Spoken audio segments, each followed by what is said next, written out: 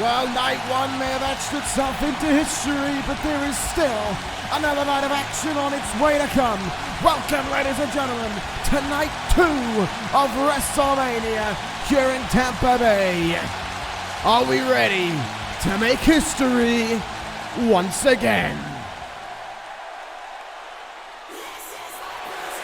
Because the show ain't wasting any time getting itself underway for the second night in a row. We are straight into the action, and this time it is a personal bout. It is a massive trifecta. It is Rhea Ripley versus Tessa Blanchard for the Raw Women's Championship. And to the ring comes the challenger, the first ever Women's Royal Rumble winner, the woman who is looking effectively here tonight to put Trifecta to its end. Rhea Ripley walks in to her first WrestleMania, looking to do what so many others have failed to do: defeat Tessa Blanchard and win the Raw Women's Championship. This was the closest bonded unit you could find at one point. Blanchard and Ripley, known as Trifecta, were as tight as it got, dominating first the NXT Women's Division, then the Raw Women's Division, beating the likes of Ronda Rousey, Rosemary,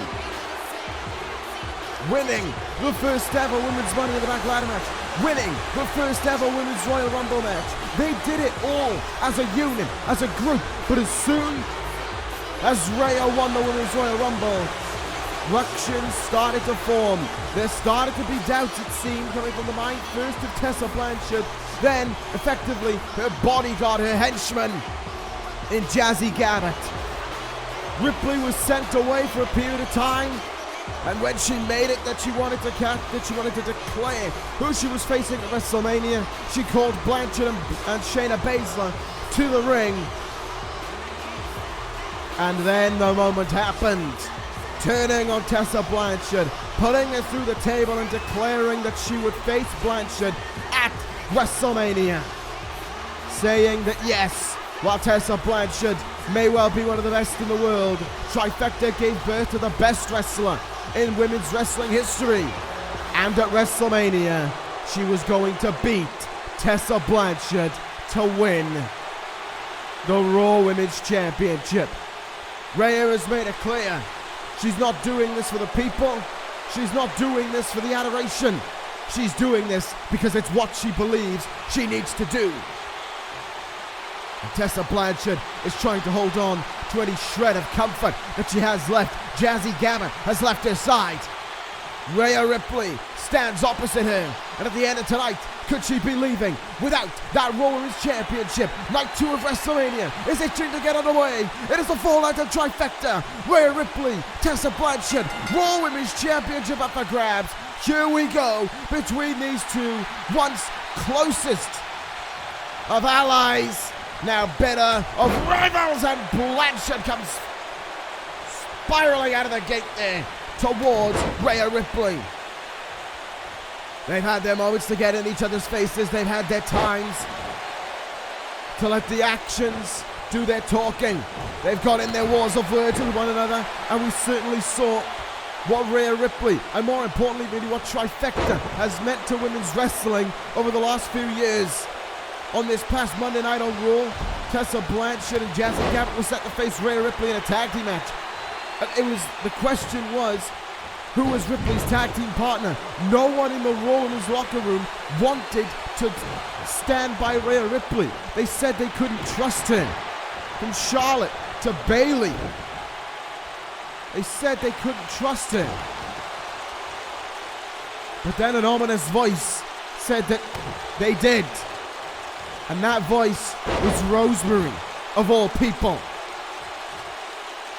Tessa Blanchard said the Trifecta was about burning down every bridge in front of them so that you were with Trifecta for the rest of your career. But Rhea Ripley was quick to the point. You couldn't burn a bridge if there never was one. But now the bridges have been burned within Trifecta as well. Trifecta effectively stands on the shoulders of Tessa Blanchard. But could those shoulders go down for the count of 3 here tonight and crown a new Raw Women's Champion for the first time in several months? We will be about to find out. Right now it has been clear to see though that Tessa Blanchard's game plan is to work over the legs of Rhea Ripley. She has the height advantage. She has the power advantage. Take that away from her. Round Rhea Ripley and let the damage take care of itself from there. What a suplex there by Ripley. In the go into this contest, it is not looking fun for Tessa Blanchard. Every time Rhea Ripley gets in the driver's seat, Blanchard is usually going for a ride. Lifted up in the air there. What is Ripley going to do now from this position? Look out. Oh, across the neck and the chest. Torture rack locked in from Rhea Ripley. Trying to put away Tessa Blanchard. Trying to win the Raw Women's Championship via submission. Oh, elbows though by Blanchard. She has one free arm and she gets herself out of that predicament there. Look out. Power bomb. No. Blanchard counters. Hurricanrana. Legs hooked. Shoulders down to retain. Kick out. Flying forearm from the champion takes her back down. This is a whole new different ball game really for Tessa Blanchard as well to go from always having Gabbard and Ripley by her side whenever the match got a little bit difficult. That's all gone now. That's out of the window. Now she has to do everything by herself. Now she has no safety buffer. That safety buffer that she used to rely on is now her opponent. Rhea Ripley knows all of Tessa Blanchard's tricks that she would go to, because often it would mean her involvement in the contest. What can Tessa Blanchard do to try and counteract that? Maybe that, sending Rhea Ripley to the floor. And might that be the right call in this contest for Tessa Blanchard? Just trying to retain by count as she slams the body of Ripley down on the apron and the top of that LED board as well. Certainly not a nice landing for the challenger, but Rhea Ripley can take one hell of a beating in that ring and keep on fighting. She did it at the Royal Rumble. She has to do it again here tonight to kick off night 2 of WrestleMania. A night where we could see the biggest match in the history of this series come to fruition in our main event of the evening. No titles on the line, but so much more hangs in the balance. Right now though, back on the ring, Rhea Ripley, double chicken wing, face buster. Just driven into the mat there. No nice landing about it. Here we go in the corner. DDT! Snap counter from Blanchard, and it certainly paid off right there and then. Irish whip off the ropes. Sit out spinebuster from Blanchard. The shoulders are down. Has Blanchard done enough to put away Rhea Ripley? Far from it. Kick out of 2.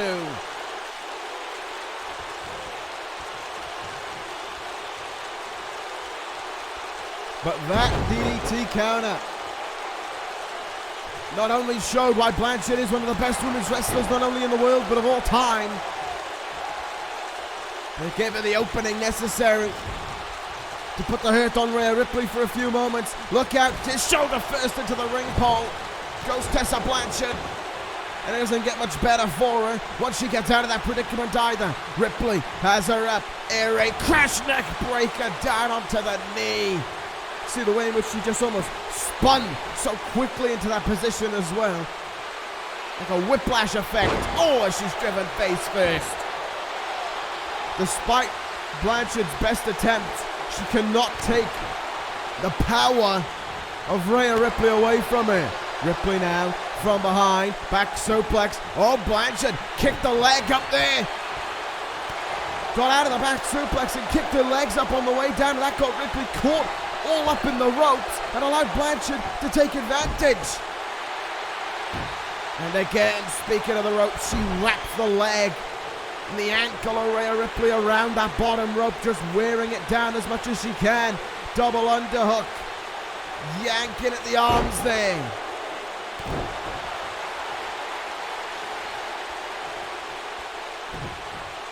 But Ripley just keeps on fighting back, and that punch really took a lot there out of the champion. Nice combination from the challenger. Tessa Blanchard must know the longer this match goes on, she has no support. She has no one she can turn to. And she might not have a championship to hold in a few moments. Riptide denied. Spins her around and sends her over the top rope. Oh, wait a minute though. Rhea Ripley is going to the high risk and coming! Magnum out of the air! Cover! Leg hooked! Rhea Ripley kicks on it too! For just a moment, Tessa Blanchard thought she entertained, but that could do it! Another one! Standing Magnum, and still Ripley kicks out.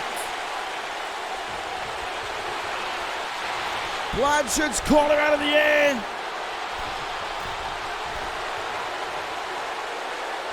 She's hit a standing one, and now she goes to the top rope to end it. Magnum caught. Sit up, powerbomb. Not enough.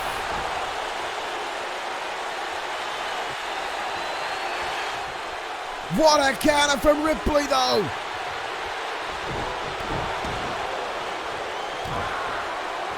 Really last gasp desperation moves from the challenger, but now the prism trap is locked in the middle of the ring! And Tessa Blanchard has nowhere to go now! Every second she spends in this is a second she comes closer to saying goodbye to the Raw Women's Championship she has held for over 200 days. Oh, and she gets herself out of that predicament there. Saves herself, saves her title.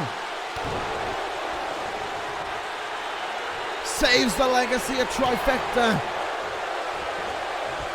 Ripley again sends her into the turnbuckle.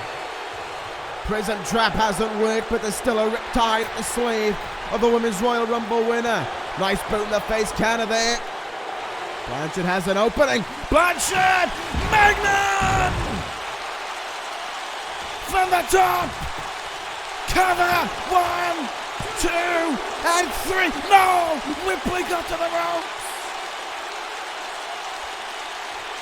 Blanchard's ring presence lets her down. Rhea Ripley in the ropes. Gets her foot on that bottom rope, and with it has saved what would have been an almost certain victory for Tessa Blanchard. And the anger is taken over the champion now. She is putting a hurt in on the challenger. All the anger within her for bringing Trifecta towards its end has been one thing. But that ability to get to the ropes on that Magnum has broken Tessa Blanchard. Her game plan may be out of the window. It may be all aggression all the way. And at the diamond of the women's division with a diamond cutter on the grandest stage of them all. Kick in the gut. Hammerlock DDT. And this is the setup to end it all. To prove it is Tessa Blanchard's women's division forever. Magnum avoided. Pushed off to the side. Pump handle riptide. 1, 2. Blanchard kicks out at 2. What an opening to WrestleMania. What a grudge match between these two. Wait a minute, Ripley on the floor. Ripley taking apart the announce table. In case you needed an idea of how personal it gets between these two. Bionic elbow from the top now from Tessa Blanchard. Now what's going to happen? Up against the table. Oh, wait a minute. Ripley with a counter. Knee in the gut. It seems the ref is willing to let this go a little bit as well. And for good reason. Oh! Barbando riptide on the floor. Into the table goes Blanchard. And Rhea looks in her eyes. Because this is when Trifecta makes a crashing end.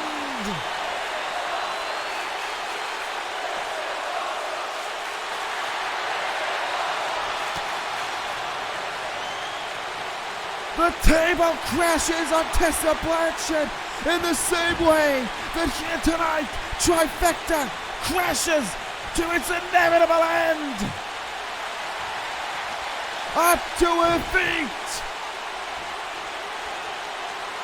Riptide! Rhea Ripley hooks the leg of Tessa Blanchard.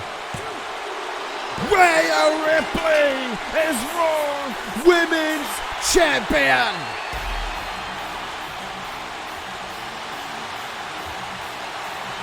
Blanchard had everything up her sleeve, and Ripley met it at every corner, through the table, Riptide, and history is made yet again.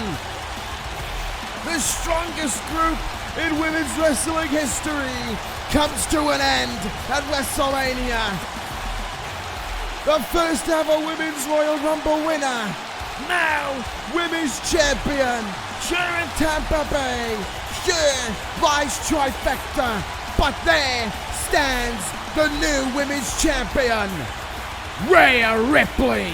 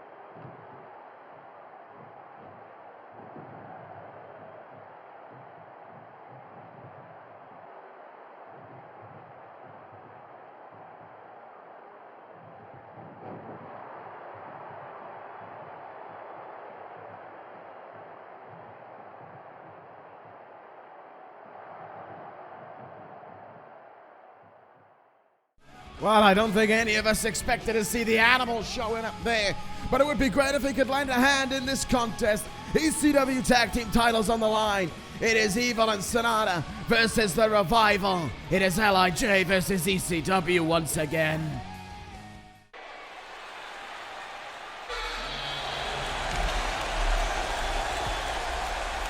And the boos rain out in Tampa Bay once again.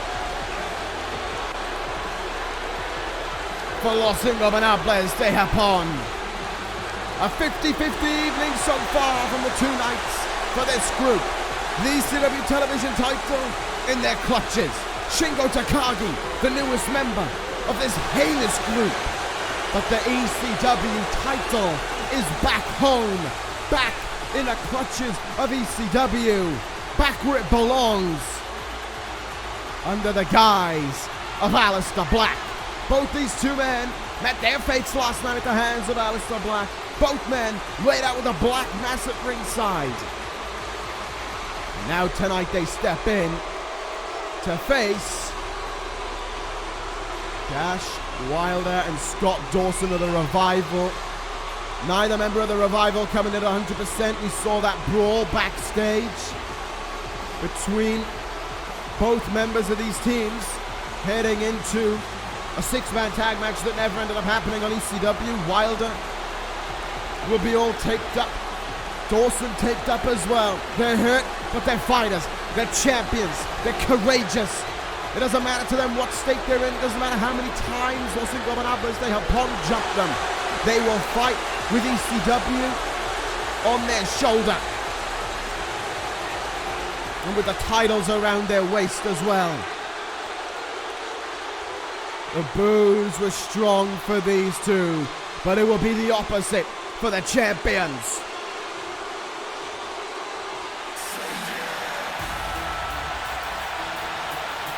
Listen to the ovation for the Revival.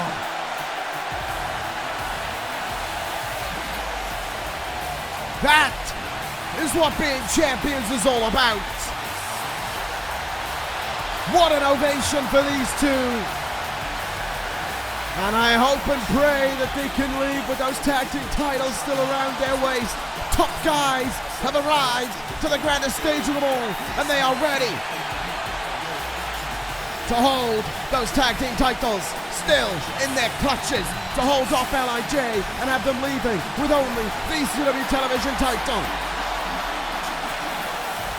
That would be everything.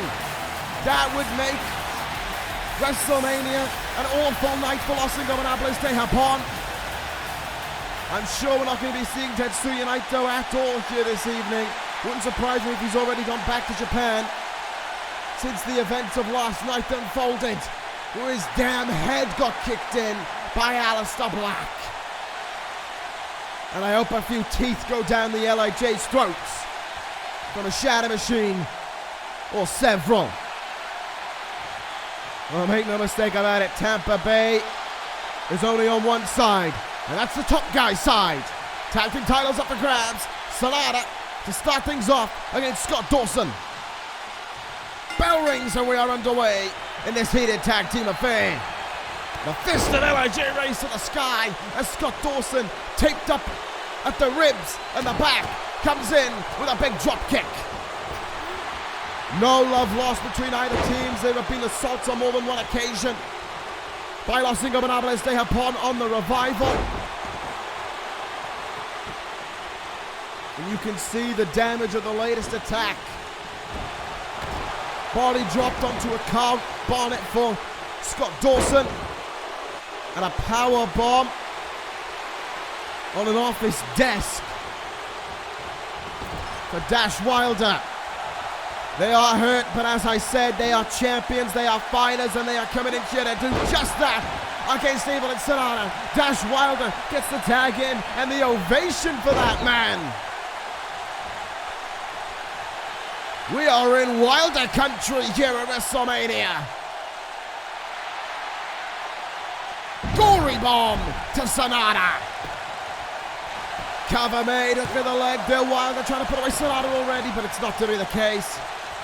The final NXT Tag Team Champions stepping into WrestleMania here, looking to win ECW Tag Team titles to continue the ongoing fight between Los Ingobernables de Japón and ECW. Back suplex, got all of it.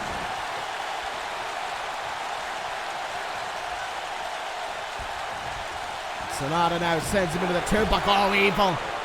Underhanded tactics once again from these men. Wait a minute, this early on. They're looking to finish things off. This early on. Magic Killer. Evil covers for new tag team champions. Referee not making the count until Sonata's out of the ring though. There's two, and it allows Wilder to kick out of two. Ref making the right call there. I imagine it is incredibly tough for him to call things down the middle as well, and I do not blame him one bit. Sonata was still in the ring when the count was initiated. Referee had to wait there for Sonata to get out of the ring, and that may have cost them winning those tag team titles.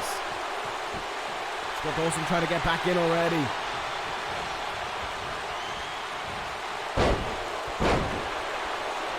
Dash Wilder able to turn things around here. Jawbreaker. Evil sent into the corner. Tag is made. Here we go. Top guy's business again from the tag team champions. Working over the legs. And so big stomp on the knee there. Nicely done as Dawson is legal once more. Let's see what happens here. Wearing down Evil.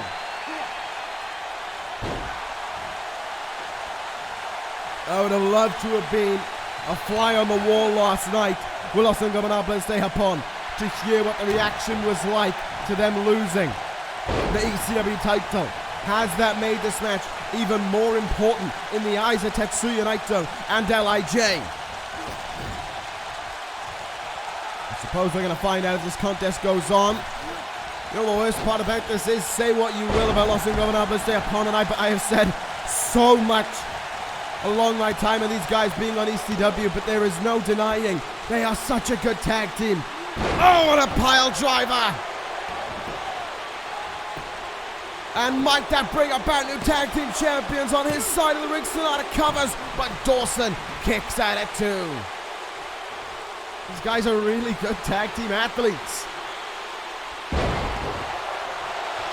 And that's what makes it even more disgusting in a way, that they are consistently willing to undertake these actions. That they are willing to stand by Naito and be his henchman.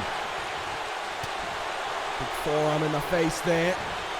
In the corner we go now. Sonata looking to set things up with Evil once again. Looking to try and put things away once again. A second Magic Killer.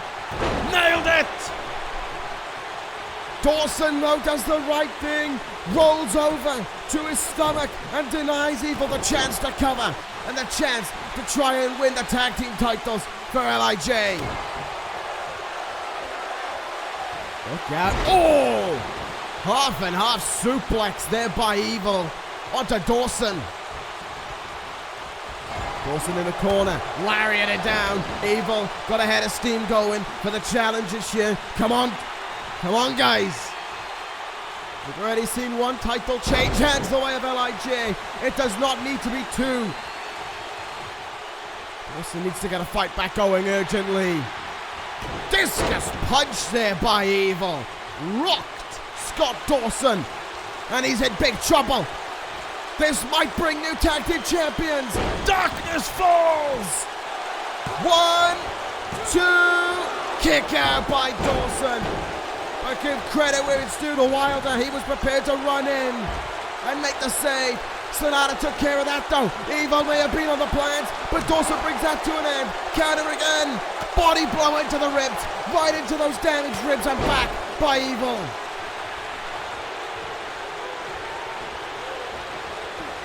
In the corner we go. Sonata holds him at bay. And again to the ribs of Scott Dawson. Wilder is down on the outside. It's an effective handicap match in this thing now. Tag is made. And LIJ might be on the cusp of bringing home more gold. Oh, way up and way down. Sonata, he covers, but the ref won't count until Evil's getting out of the ring.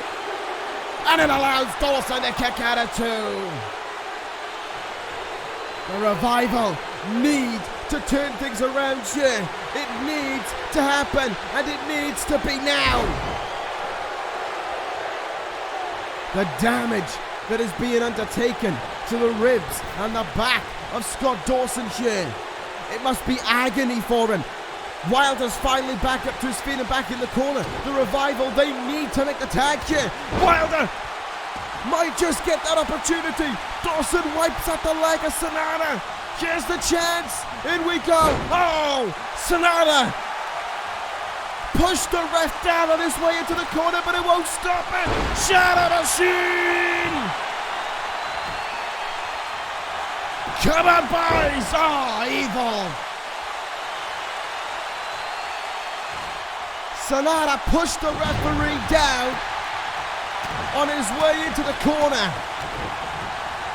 And then Evil got in the ring and was able to break things up there after that Shadow Machine. Wilder is legal though. Fresh legs in the match for the Revival. Evil's down on the outside. The opportunity is right there for these guys to retain.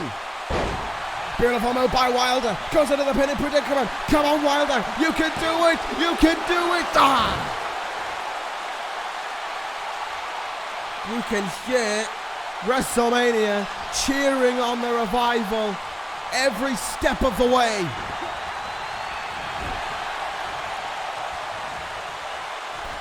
Up on the top rope goes Sonata. Kicks his way free. Sonata, drop kick. Pinpoint precision from a trainee of the Great Muta. Oh, here we go. Violence carry cutter. Sonata, TKO. Got all of them.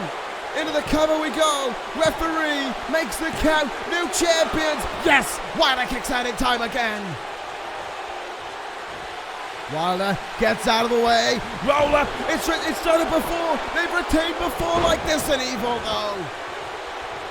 Not taking any chances.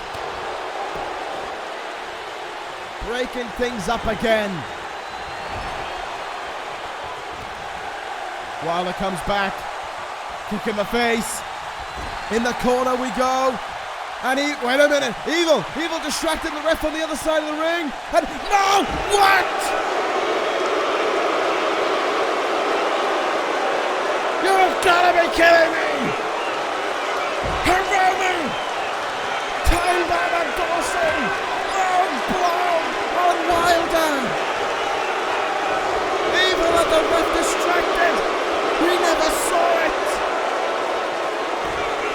You have got to be kidding me! Sonata to the top rope! Moonsault onto Wilder! Please, Dash! Please!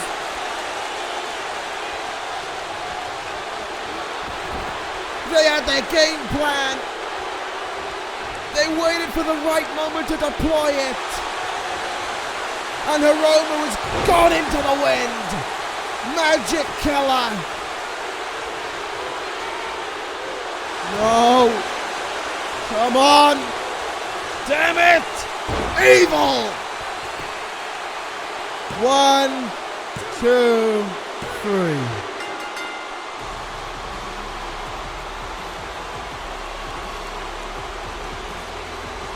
When it seemed like the Revival were about to have it won, there came that snake in the grass Hiromu once again. And it was academic from that point on. More gold goes the way of LIJ. The war continues on. They have done what they set out to do. Evil and Sonata are the new ECW Tag Team Champions.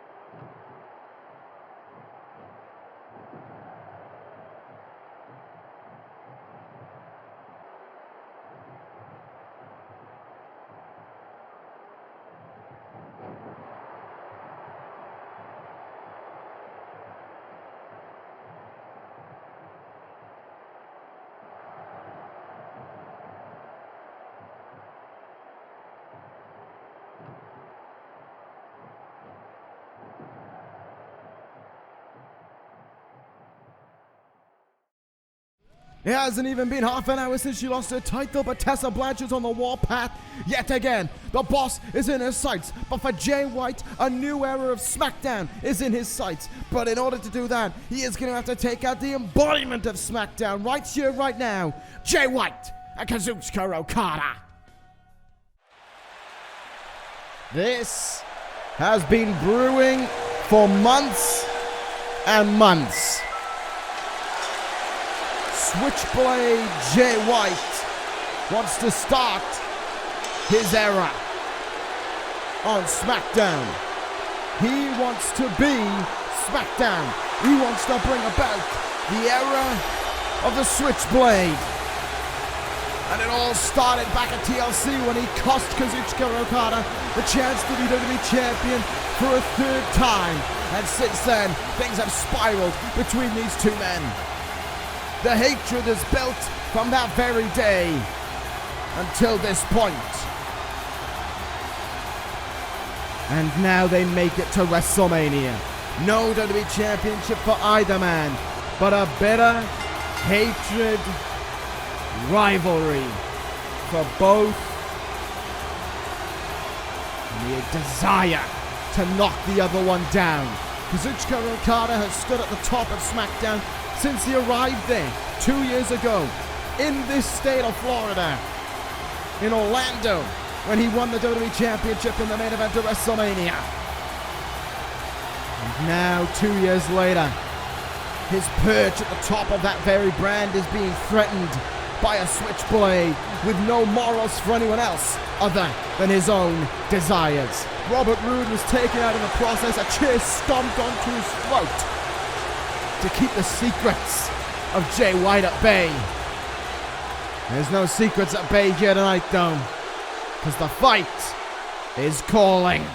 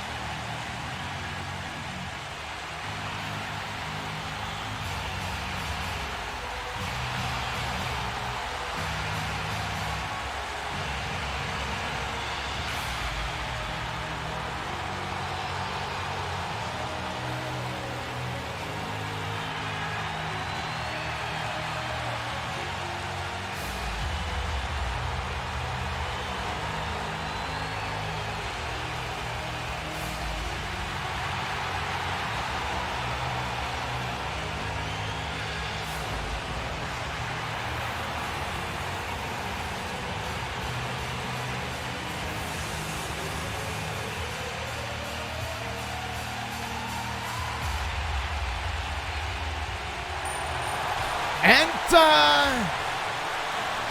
the Rainmaker.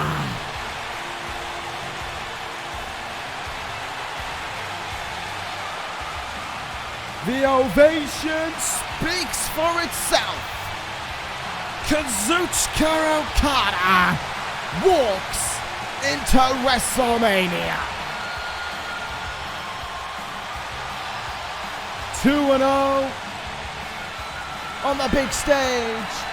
For the first time, he walks into WrestleMania and he isn't fighting for the WWE Championship, but he is fighting to keep his pedestal at the top of SmackDown from a man who wants it to be all about him. This is Okada's playground. This is where he does what he does in that ring better than seemingly anyone else in the world. On the big stages, with the bright light shining down, with the world watching, there is just another level he unlocks. Jay White has tried to make this as personal as possible from the very first day, and Kazuchika Okada has refused to crack under the pressure, refused to break from the attempts of Jay White. He has kept that strong mind game. Only once, I believe, we saw Okada come close to reaching that point. And even then, he stood firm ground. Even then, he showed that he still can be calm and composed. And even then, he showed why SmackDown has been his playing field for the last 2+ years. And as the Okada Bucks fall from the sky, it serves to remind you why this guy has so many long title reigns under his belt. 2-time WWE champion, former NXT champion, Royal Rumble winner. And the man who went 71 minutes with Seth Rollins at Survivor Series and beat the greatest of all time. Jay White, you are not stepping into a personal fight. You are stepping in to Okada's ground. WrestleMania, the biggest stage there is. This belongs to Okada. And Jay White's confidence is brimming from the start, getting in the face of Okada here. The arrogance, the ego of Switchblade Jay White. It's all a show for the world to see, but so too is the athletic prowess of the Rainmaker. And that smirk on his face says that he knows exactly what he's got himself into, exactly where he is, and exactly who he can be on this bigger stage.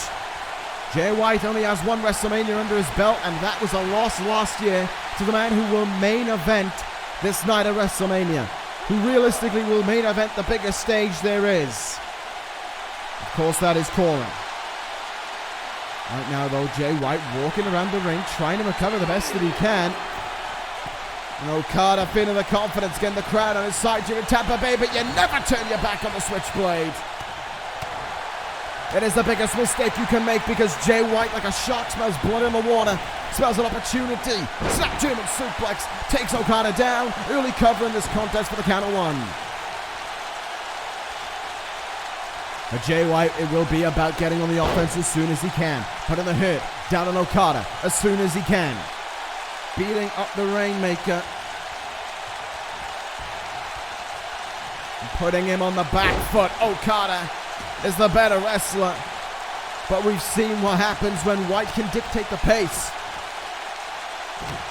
The mind games that he plays, if he can get Okada to fall into them, which has been incredibly tough for Jay White thus far, if he can get it to succeed, then that's 9/10 of the battle won.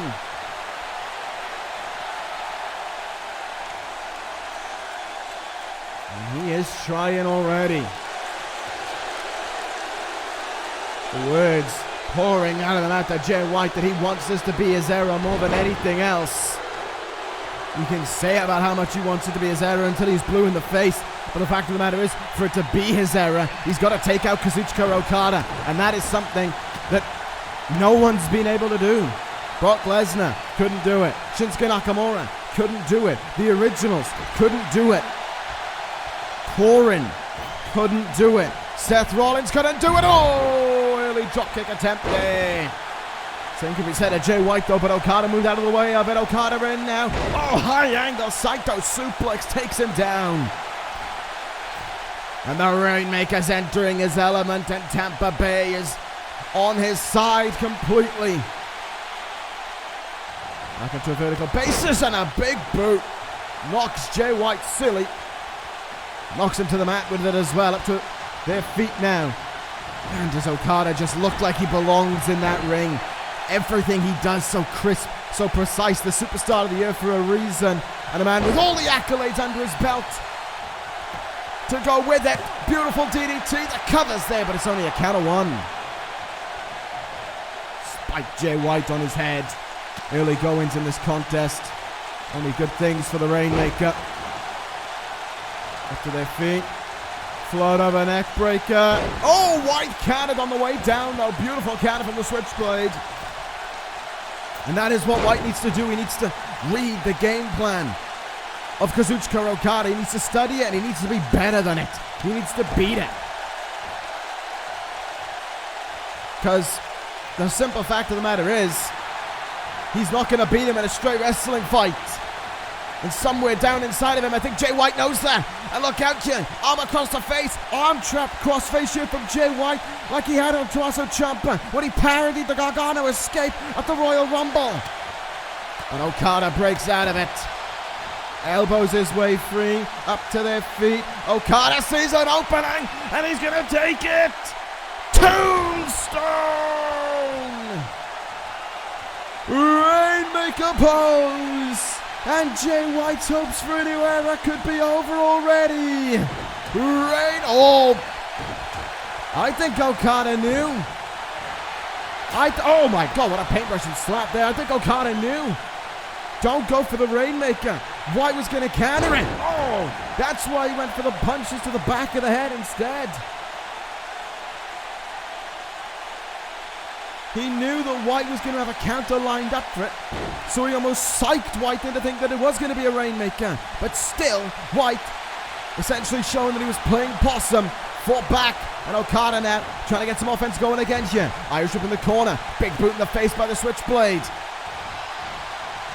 And now it's Okada in the corner, and an uppercut in the corner of his own from Jay White as well. It has been a very strong 12 months for Jay White as well, there is no doubt about it. Intercontinental Championship reign under his belt as well. And look out now, White with an inverted Alabama slam, and Okada's head goes crashing face first into the mat there.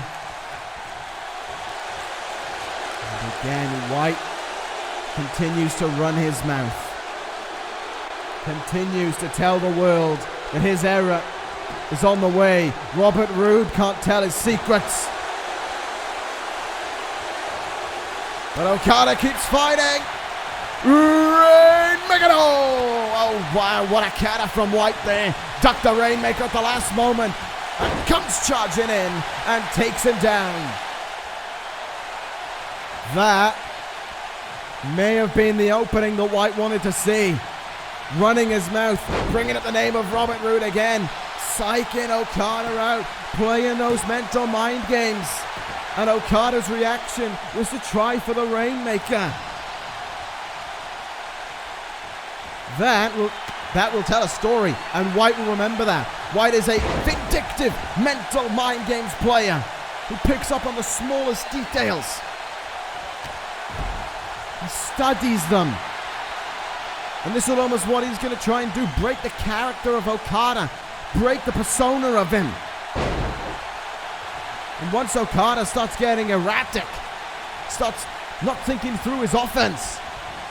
You know, Okada's a guy who's usually 2-3 steps ahead of his opponent, it feels like. If he starts going by move, White will be those 2-3 steps ahead. White will have him scouted, and White could use that to his advantage to beat the Rainmaker and kick off the new era. Oh, and he sends Okada crashing to the outside there with that shoulder tackle. For weeks and weeks, Jay White has avoided the Rainmaker,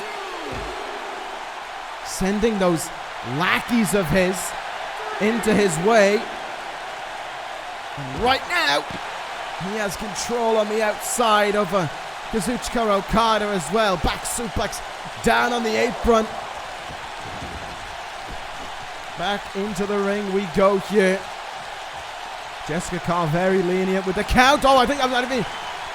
The way that White went in for the grab there, could have been looking for Blade Runner. Okada incoming. Tombstone. No. White counters. Tombstone of his own. Is the new era upon us? Blade Runner.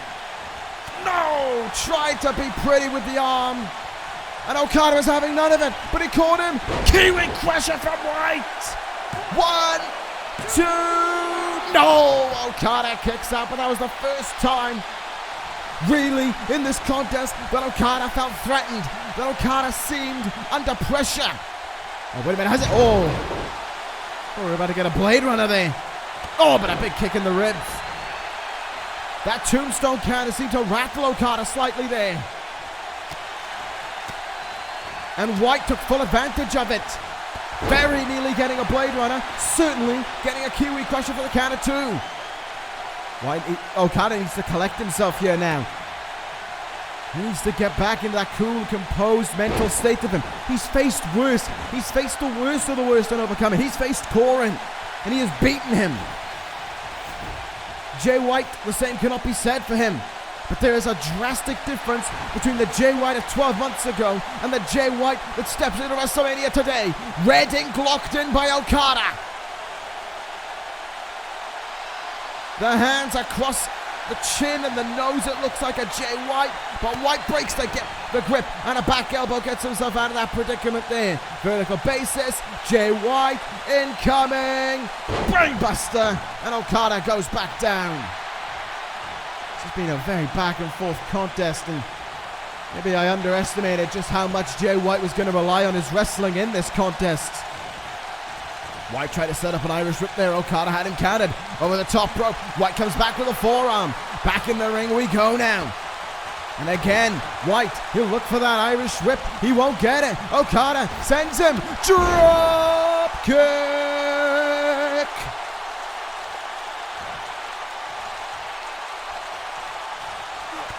And he'll hold on to the wrist. At the flip of a dime, the Rainmaker can strike. Strike a pose! Rainmaker pose on the grandest stage of them all! The era is over! Rainmaker! Blade Runner! 2! Oh, Okada kicked out! And this place is on their feet for it! Jay White with two of the finest counters to the Rainmaker I've seen. And Okada is still fighting on. But how much longer? Blade Buster, hook of the leg. Okada still kicking out. Wow. Wow, wow, wow.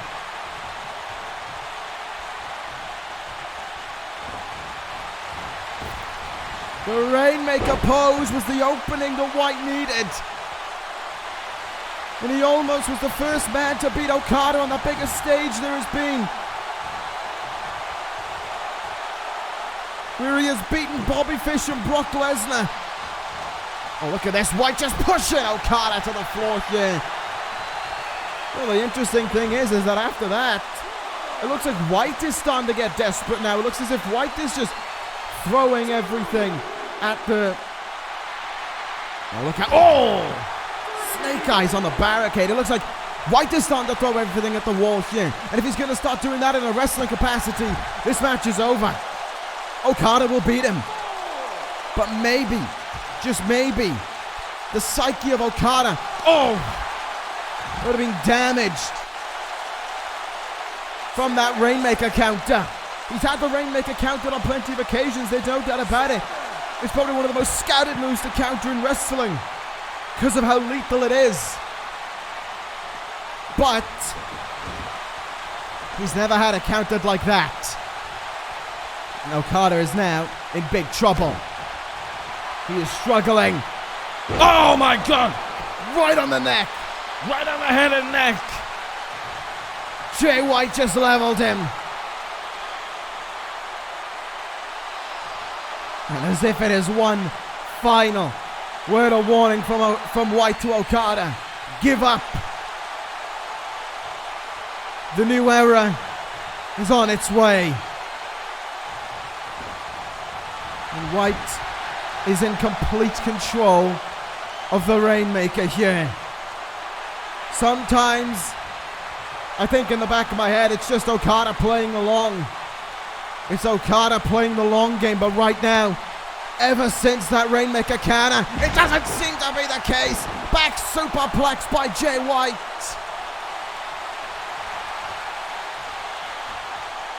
Once again, Blade Buster. And at this very moment, the new era was born.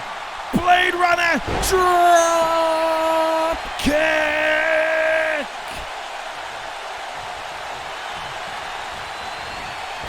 Drop kick once again. He isn't done yet. Right hand. Here comes the Rainmaker. Tombstone. Rainmaker pose. Finished off the Switchblade. Rainmaker for the third time in this contest is counted. Look out. White, pump handle. Okada turns it over. Maybe he was playing possum. And if that's the case, then Okada, as an athlete, as a wrestler, has... Oh, I think that was a desperation Blade Runner attempt there by Jay White, and it wasn't happening at all. Again, drop kick. The finest in the business. Okada on the grandest stage of them all, after all the mind games, may have unlocked yet another level within his repertoire that makes him one of the best wrestlers, not just in the world today, but there has ever been. Top rope, elbow down on Jay White. White tried to play the games with Okada against him, and he found out no one plays the Rainmaker games better than the Rainmaker. Wrist control lariat. Jay White was desperate for his new era to be born, and Okada at WrestleMania says shove it. Rainmaker.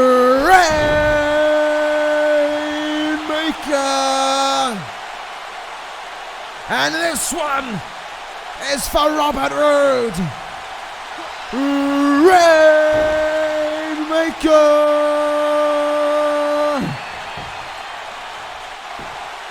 The era of Okada continues. Kazuchika Okada beats the Switchblade.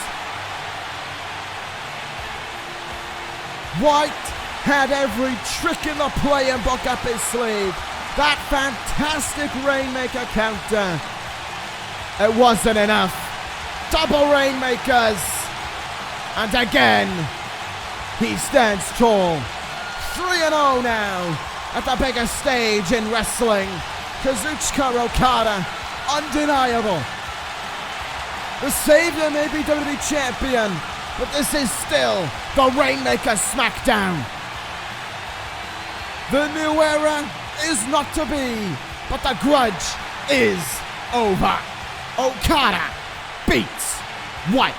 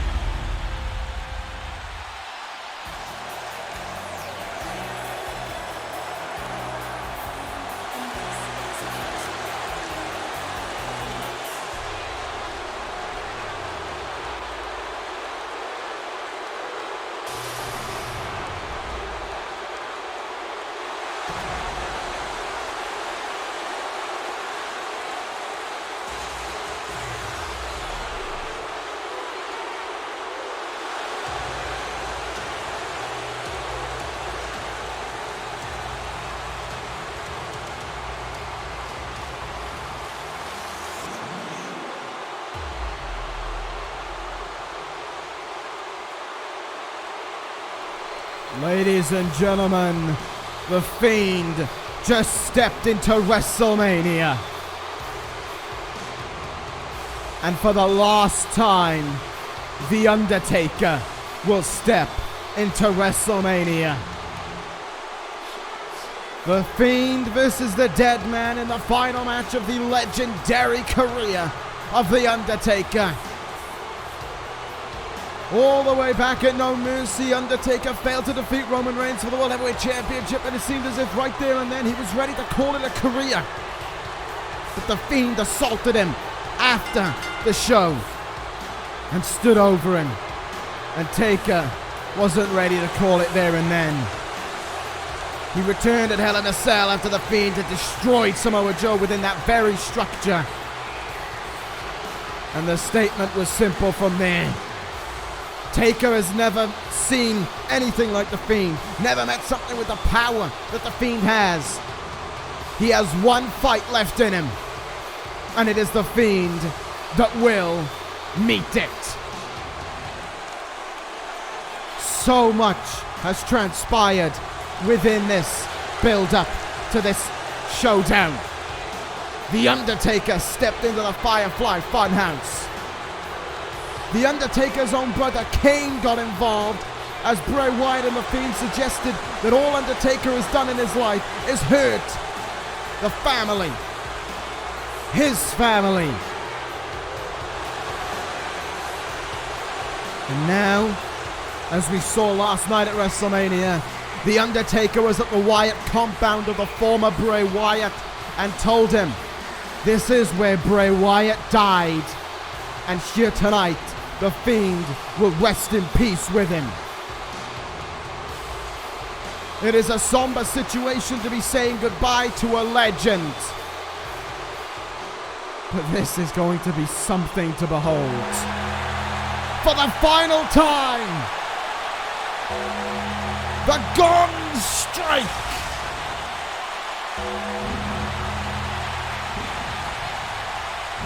And the dead man rises into WrestleMania. Johnny Cash leads the way. Whatever happens tonight, there will be no grave to keep The Undertaker in. No casket strong enough. A battle of the Reaper and pure evil. The Undertaker is here to vanquish the evil and to bury it in a long graveyard with a long list of names. The ovation speaks for itself. An icon of this industry at the end of a legendary, undeniable career. But if there is one fight left in him, we hope that it is the fight of his life, that it is the fight that has brought these two names together, The Undertaker and WrestleMania, to be as iconic with each other as they are. Let us find out on this bigger stage. Let us see these two powers meet. The dead man said there is nothing that he has ever met quite like The Fiend, but that will only make it sweeter when he brings him down tonight. The stage is set for the final time in this Phenom's career. There may be no grave to keep The Undertaker down, but The Fiend will look to finish the job, whatever the case. Tonight, strap yourselves in, ladies and gentlemen. This ain't about errors. This is something else. The Fiend, the dead man, the bell rings for the final time in The Undertaker's career. We are underway. And the stare down begins between these two incredible powers. They look into each other's eyes. And they are waiting to make the first move. The Undertaker steps forward and he slices the throat at The Fiend. This fight is ready to get underway.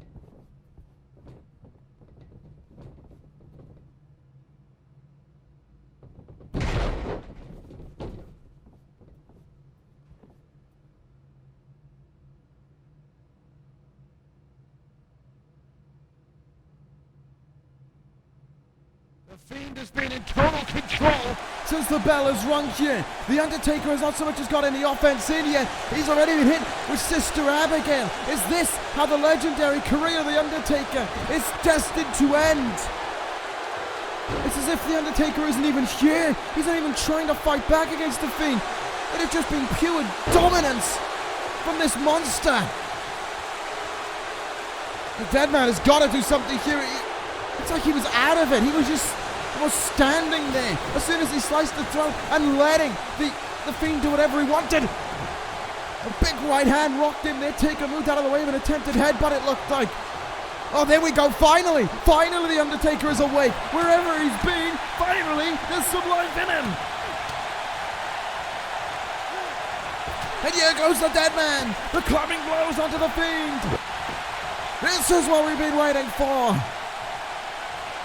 And Tampa Bay has got him to his feet for him now. The Undertaker, does he have what it takes to take the fight to the Fiend? It seems to be that way. Up to their feet and into the turnbuckle. Whatever the Fiend was doing at the start of the match, it hasn't worked out in the long run. Undertaker moves out of the way there. Incoming. Oh, what a clothesline. Some things you just never forget. And the Undertaker is proving that even in his final fight, he can still do what he has done throughout his career. Snake eyes to the Fiend and a clothesline to the outside.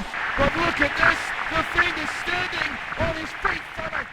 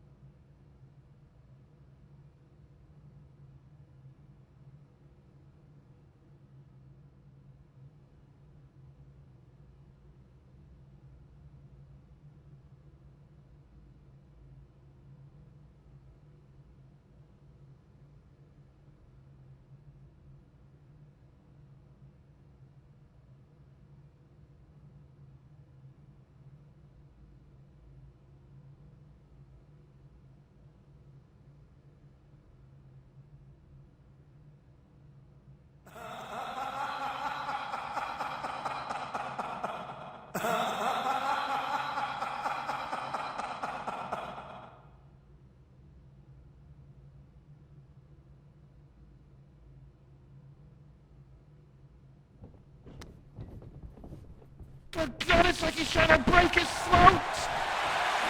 Choke slam. Finally, he had the Fiend by the throat for ages. I thought he was going to break his neck. Oh my God, he kicked out of one. I've never seen rage like it in The Undertaker.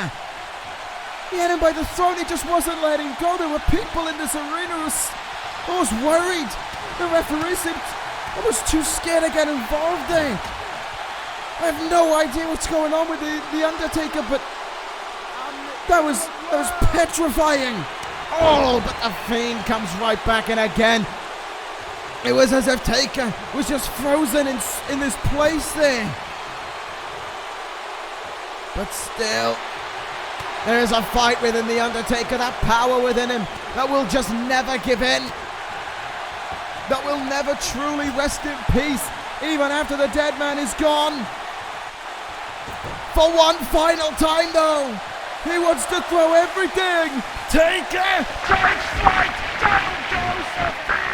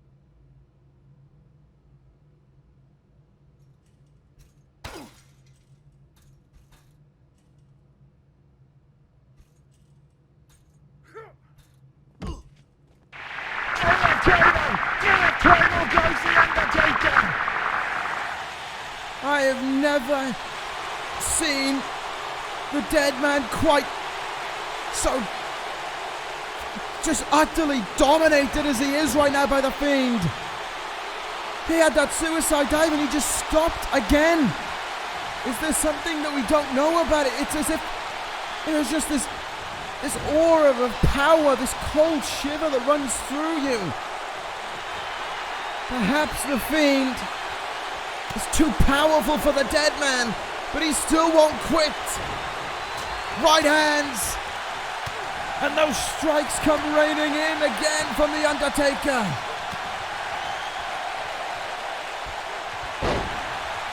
But again, it's just for nothing.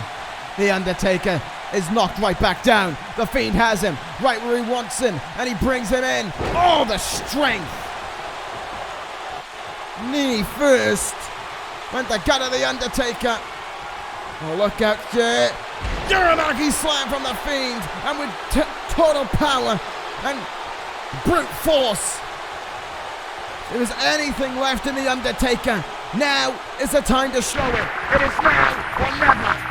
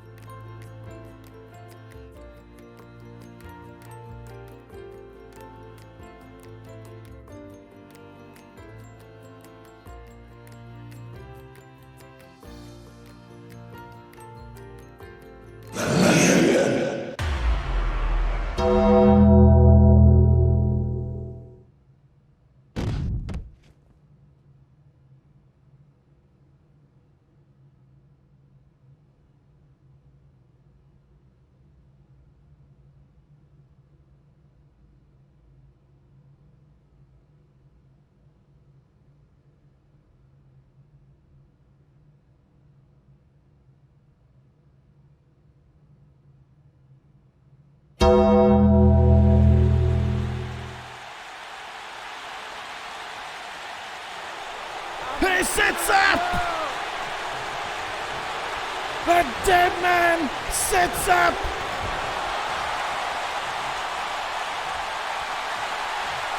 Snake eyes!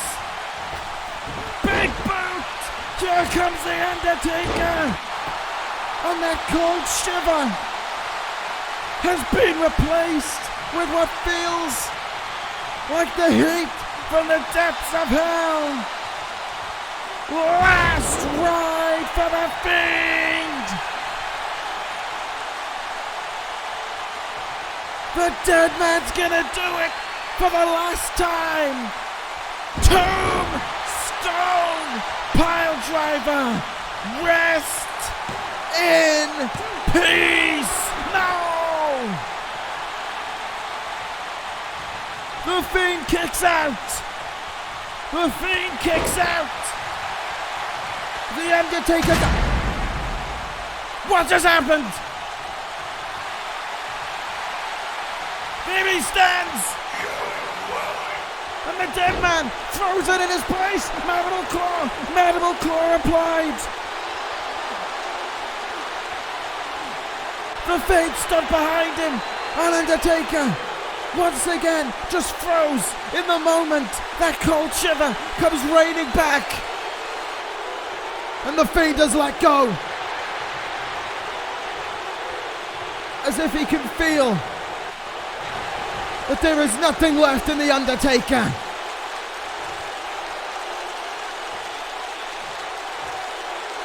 He crawls to what could very well be the carcass of the dead man. It feels like the Fiend is in complete control. Sister Abigail. The Fiend stares over the dead man. He is down. He kneels over the body of The Undertaker. And he crosses the arms. The Fiend beats The Undertaker.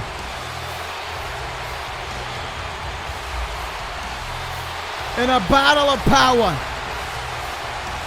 In a battle of attrition. In a battle that felt it almost went beyond this realm, where there was a freezing cold chill to the hottest heat you could have felt. It was that chill that sealed the deal. The Fiend's power was too much for The Undertaker.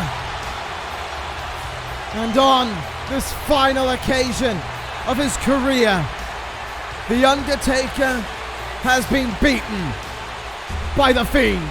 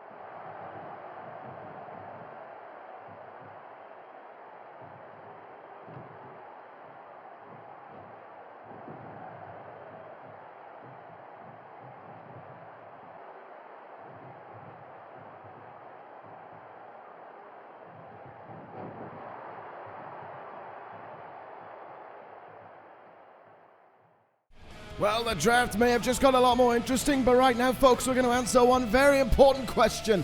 Who will stand at the head of the table on Monday Night Raw? Will it be King of the Ring Pete Dunne, or will it be the Tribal Chief Roman Reigns? The world title is on the line.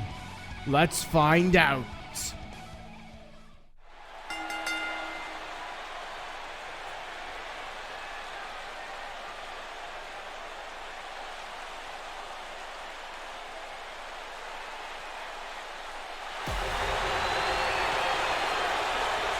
The stage is set.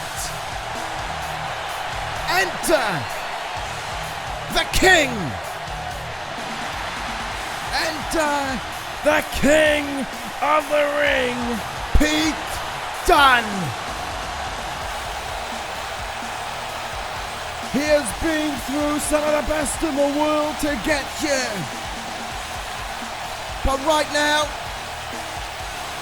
he has to step into the ring with the man who may be at the very top of his game, and there may not be another one on his level.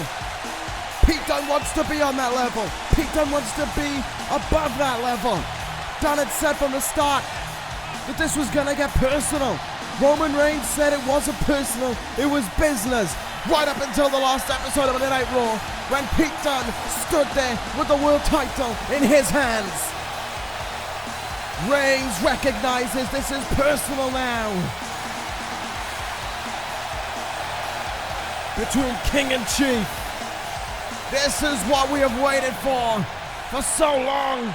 Between two of the best in the world. Dunne is ready.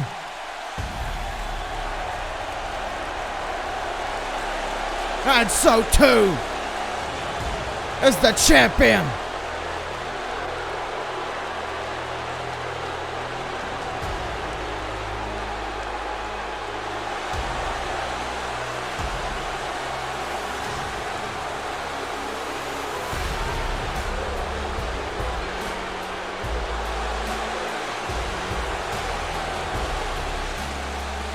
Enter the Tribal Chief.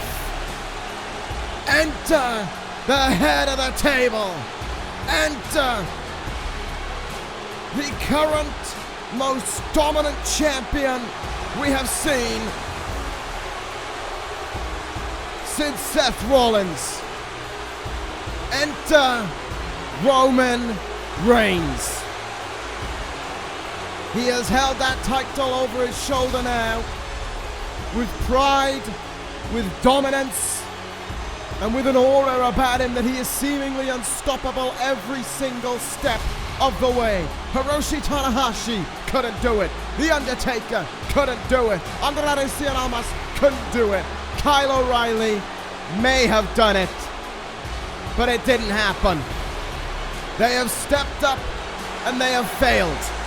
They have had to bow at the feet of Roman Reigns and see him take his seat at the head of the table. It is King versus Chief on the grandest stage of them all. It is almost fitting that this is our final title match here at WrestleMania. The most dominant champion there is currently in this company. He has almost seemed as if he was never able to let that title go away. And with that new theme accompanying him into Mania, it almost feels as if he's still on that different level. That level that Pete Dunne wants to be at. But the difference is Roman Reigns is at that level. There is no denying it. These are two of the best in the world. They are the two greatest athletes on Monday Night Raw right now. It is fitting that they compete at WrestleMania. But is Pete Dunne on the level to win that World Heavyweight Championship? We will find out. Pete Dunne, Roman Reigns, King versus Chief. The bell rings, and this one, after all the talk, after all the stare downs, can finally get underway. And they are so ready to do just that. It was a better end on Monday night to Roman Reigns that left us with the final image before this contest. An image of Pete Dunne standing tall over the world champion with that title in his very hands. If that happened again here tonight, Roman Reigns would lose the World Heavyweight Championship. Pete Dunne would win his first ever world title. And it would be, as he said last night, even the chief must bow to the king. We will see about that as this contest rolls on. But this is going to be heavy hitting. This is going to be a hurtful one. This could well, though, be match of the weekend. You just never know. These two men can pull something out. And if Pete Dunne's recent repertoire of matches is anything to go by, it would be safe to think that as well. Think about what he's done with Kenny Omega in this ring. Think about his run in the King of the Ring, that finals match with Keith Lee. It could happen, but he doesn't want match of the night. He wants to be World Heavyweight Champion. Roman Reigns has said if Pete Dunne wins the title here, business will go down. Revenue will go down, Monday Night Raw will go down, and it will be Pete Dunne's fault that friends lose their job and families wonder where is next. Roman Reigns needs to be at the champion so that people can have a career. He's essentially saying that Pete Dunne doesn't deserve to be here, and that is a very disrespectful mantra from Roman Reigns, but that is how he has been as world champion, because he believes he is on another level to everyone else. And a big sit-out bomb plants Pete Dunne, shoulders down. Oh, it's only a count of one.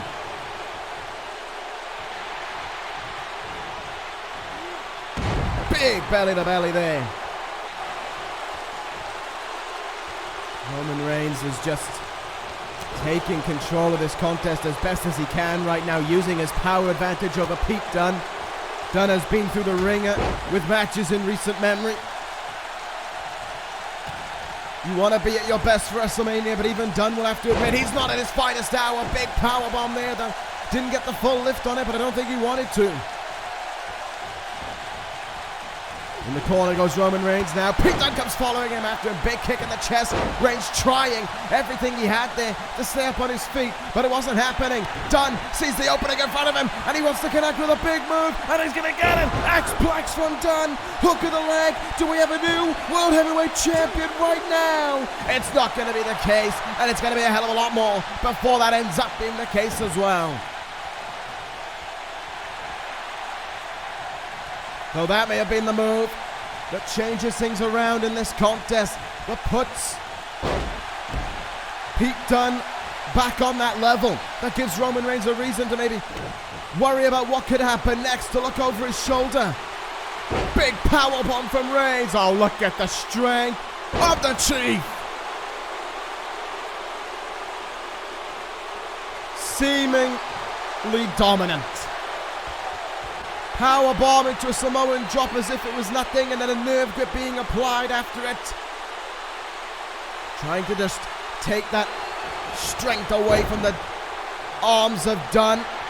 Deny the forearms, and most importantly, deny the better end. No one home on the big boot. Superman punch! Reigns covers! And we get a kick out of two from Dunne. Again, the same can be said about Pete Dunne, though. As I said about Roman Reigns, that it was not going to be enough. But it has almost put Roman Reigns back in that scenario of being the one to control this contest, to control the pacing. This is his ring as he believes it to be. And if he can just keep controlling this ring, keep locking off Pete Dunne, that will certainly be the case. What a heavy stomp there from Dunne, though. You do not want to be on the mat with Pete Dunne able to use his legs or his arms above you, because those strikes, those kicks, they all do damage. Listen to those knife-edge chops lighting up the chest of the champion. Back up, Superman clothesline from Reigns. Down goes Dunn. Roman Reigns might be thinking to end things with a spear. He stands in the corner. Roman Reigns has had enough. It is time to finish off the King of the Ring. Pete Dunne says otherwise. Dunn leaps over the spear, and Reigns is going to roll out of the ring here. The champ trying to recover on the outside for a minute. But here comes Pete Dunne from the top. Reigns able to hold himself up on the barricade, but Dunn is right back on him. Reigns back up to his feet though as soon as he can. Dunn took too long. Misses on the enziguri. Superman clothesline again. And every opening that Roman Reigns is handing away to Pete Dunne is an opening that Dunne is making the most of. But maybe he needs to look for even bigger moves. Look out, you're done. Kinda nicely done there. The thing is that Roman Reigns can't simply just rely on his power in this contest. Pete Dunne can take one hell of a beating. I mean, he withstood Keith Lee. That says everything there is about what Pete Dunne can do in that ring. But look at this from Reigns. He is in no playing mood, especially after the King of the Ring held on to his World Heavyweight Championship at the end of Monday Night Raw. Can it too? And Reigns reminding Dunne, this is his ring. This is his WrestleMania. Breaks the count on purpose because he wants to finish things. He wants to humiliate Dunne at WrestleMania. Incoming Superman punch, forearm. Bitter. What? Spear from Reigns. Pete Dunne kicks at it too. Are you kidding me?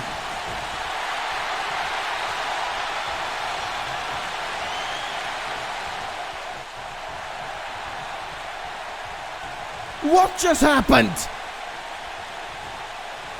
How did that just happen? Superman punch about to be counted into the bitter end, counted on the way down into a spear. These are two of the best in the world, ladies and gentlemen, and Pete Dunne is fighting back here.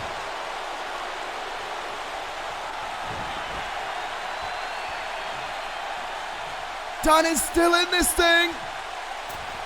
Crossbody takes the champion down. Dunne hooks the leg in the middle of the ring. And Roman Reigns kicks out at one. That is surreal. Surreal. He just threw maybe his biggest shot, did Roman Reigns, and Dunne kicked out. And Dunne went for a crossbody out of desperation, and even at this point in the matchup, it's only good for one, but a German suplex is good for two, and that will be ringing in the memory of Pete Dunne. The fact that he got a 2 count right there. Look at this, since that spear, since that cannon on the top rope. Roman Reigns is on the back foot quite a bit here. Dunne endured Reigns' biggest shot, and he's still in this thing. All the way for the kick. In that corner again. Reigns had it scattered, counter made, looking for the slam. Dunne counters it nicely, kicks him underneath, forearms him down. Pete Dunne has found his second win within him. It's amazing, this man needs to take a beating, but once he does, he finds his second breath. But Roman Reigns has power too much in that moment for the King of the Ring right there. Right hand gives up his back suplex, and down goes Dunne. News at this venue a year ago where Roman Reigns really started his career rebirth, defeating The Undertaker inside the Hell in a Cell. A year later, he is the second last match at WrestleMania once again, but this time he feels on a completely different level. Here we go, Reigns top rope with a double axe handle, and down goes Pete Dunne.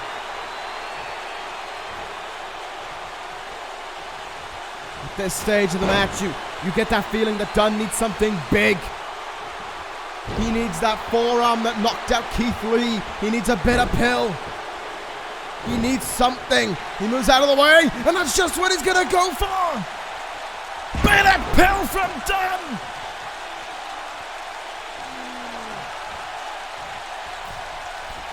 The opportunity awaits him. Double stop into the ribs. Is he going to do it out of the blue? Forearm. Bitter end. 1, 2. No, Roman Reigns kicks out. Referee may have been a little late on starting that count, and that could have been all that it needed to be for Roman Reigns to kick out and save his World Heavyweight Championship.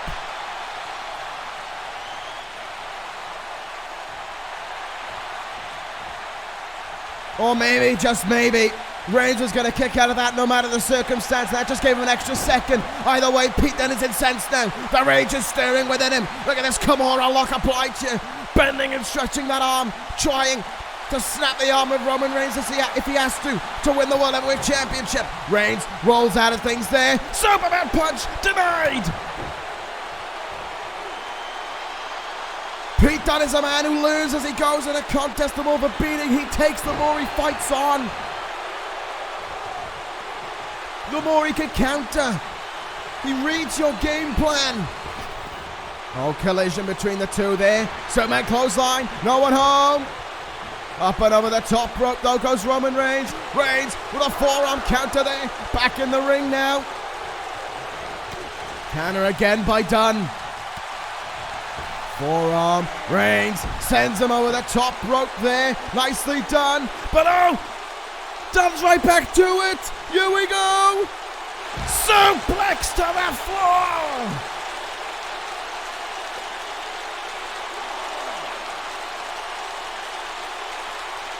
We've seen it so many times.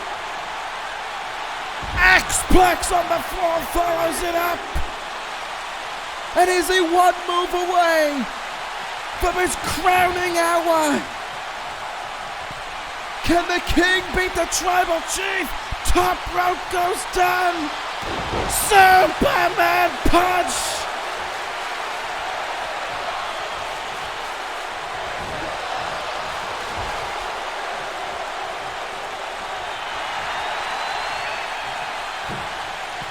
Unreal. Absolutely unreal.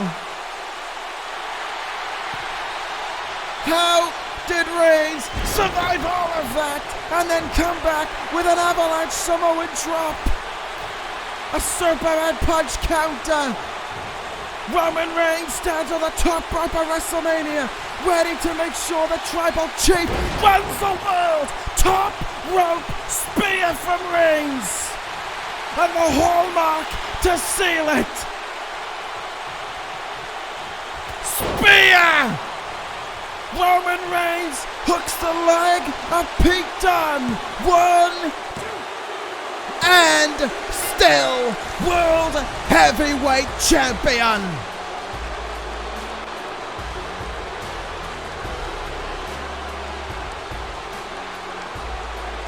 I said they were two of the best in the world and they demonstrated it. But Roman Reigns, once again, on another level. Surviving that suplex to the outside and responding with a Superman punch out of the blue. Samoan drop, top rope spear, and one more spear to end it. There is the most dominant champion there currently is. And there may be no one on Monday Night Raw on his level. Still world champion, the Tribal Chief, Roman Reigns.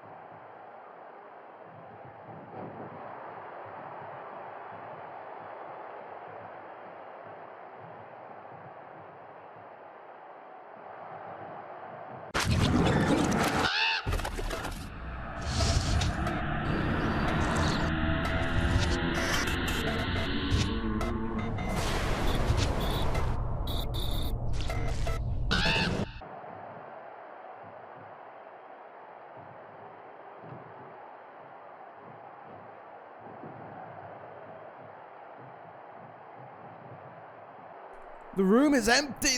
The Stinger is gone. I think that may well be the end of Sting as the Raw General Manager. But ladies and gentlemen, that doesn't matter right now. What matters is this, the main event of WrestleMania. It's up next. It's finally here. The biggest match we've seen. The most personal bout we have seen. It is finally happening. Corin versus Seth Rollins.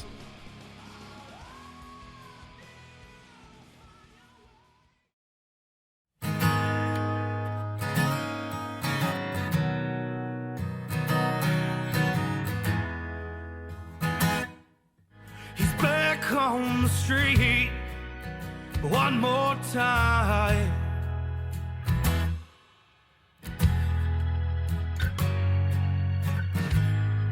And he's playing his game without you in mind.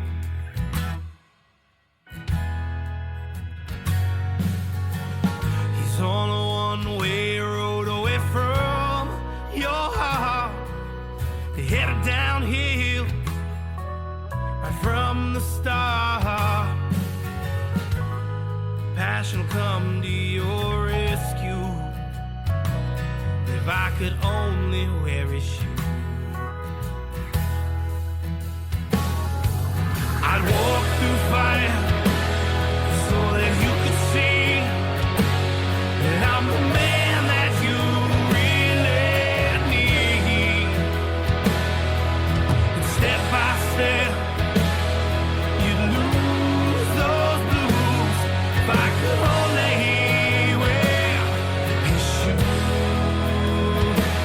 If I could only wear his shoes. Wait a minute! What is going on here? Hang on, someone get security out here, come on! It seems if Rollins wants to know what the hell is going on, the man is back up onto his feet here, we can't even see his face. Oh my god. Oh my god, no. No, there's no way. There's no way. No! No! No! No! No! No! No! You don't understand what he calls love.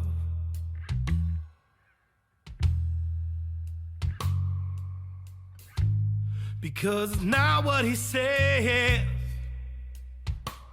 but what he does.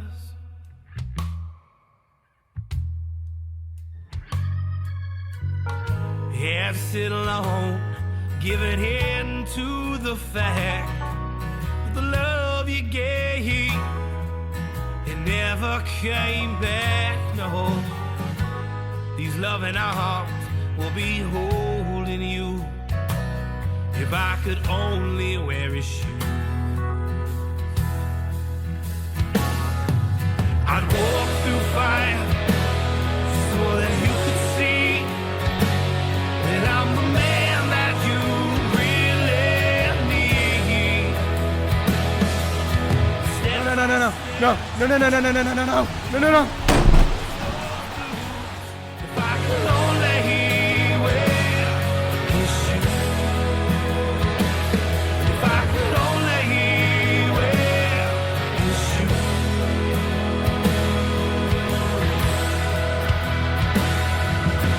Should I make the call and take the chance that tonight you'll yearn for the lover's dance, and I'll remind you of the fire when the hearts collide. He is running ragged in the mind of Corin right now. This is the man. This is the attitude. This is the swagger of the man who broke every record, shattered every record there is. One more pledge from Rollins. Only wear his shoes, and I would walk through fire so that you could see that I'm the man that you really need. Seems as if Rollins feels an air of guilt. Rollins believes he's put ECW in jeopardy with this match at WrestleMania. Between him and Corin, ECW hangs in the balance here. What the hell? DDP is calling Rollins out almost to his face. DDP himself says that Rollins is the GOAT. And that's who he and everyone in this arena and everyone watching at home wants to see at WrestleMania. That is Diamond Dallas Page on the shoulders of Corin. He wants to be the very last match on the very last night of WrestleMania. Well, they're gonna get it. Vince caves in. He gives him the second night of WrestleMania, and he is demanding the same that DDP did at the top of the show. Bring the GOAT at WrestleMania. Let's put an end to this. Let's stop this. No, no, no, no, no!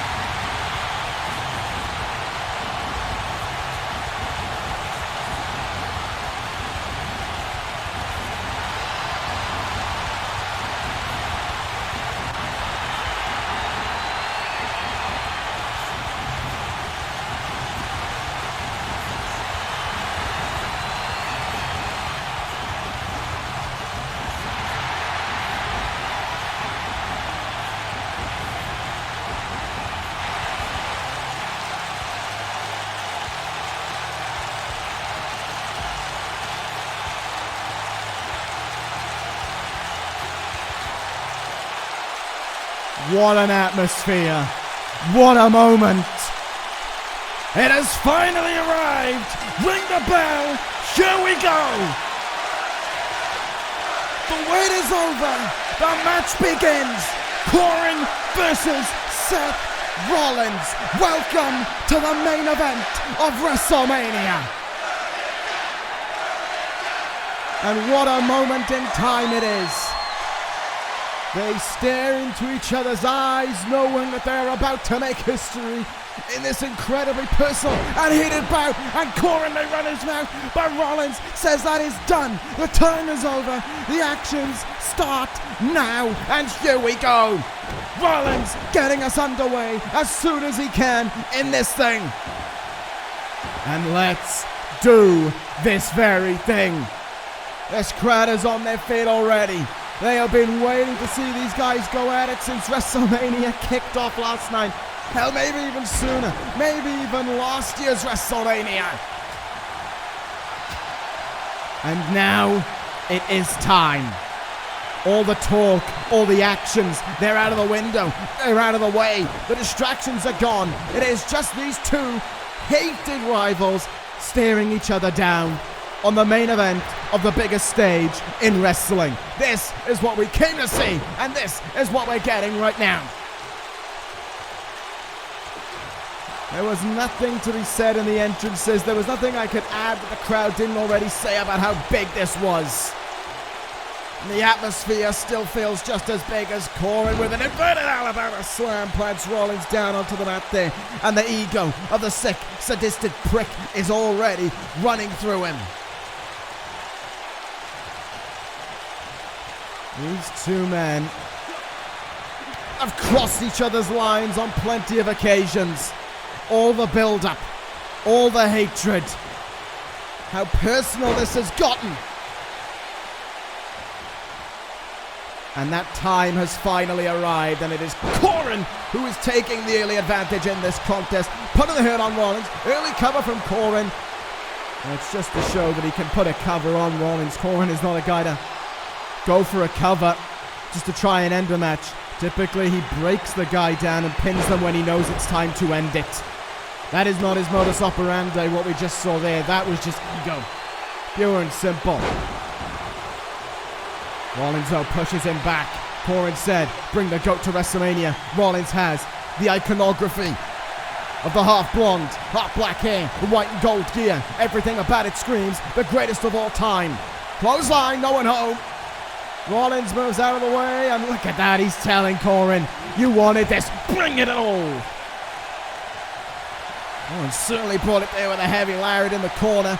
Referee has been told to be as lenient as possible in this contest. Oh my goodness, look at that. With one hand, Corin dragged Rollins there, and another backbreaker connects after it. Double backbreakers there by Corin down onto Rollins. Yes, the referee has been told, try to let go as much as he can. Do not let this matchup end in a disqualification. Do not let it end in a count out. Be as lenient as you can with these guys, because they are going to be bending the rules with how much they hate each other. As Corin, they look to try and bend the back of Rollins in that moment. Back up to a vertical basis. Rollins inched here, big knee in the face. Rollins is getting fired up here. Rollins spent enough time on the back foot there, and now he wants to go on the attack. Catches the arm. Look out here. Oh, plants him down. You get the feeling these guys are going to be breaking new moves out of their arsenal in this one. Oh, shooting star from the second rope. Speak of them. Think of everything that has led up to this point. The assaults from last year by Corin, intervening in the first contest between Rollins and Okada. God's last gift, only gets one. Attacking Rollins after last year's Royal Rumble and putting him out on the shelf. And then, of course, this year's Royal Rumble. Finally colliding, finally crossing paths. How does he do that? Just when you think Rollins might be getting a bit of offense on the go, he does something like that.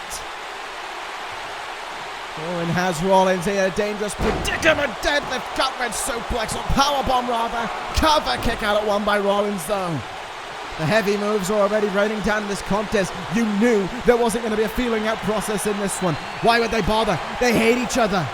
They want to hurt each other. That's all they care to do. Big knife edge chop there by Rollins. In the corner. He's looking early. Buckle bomb. Corin denies it.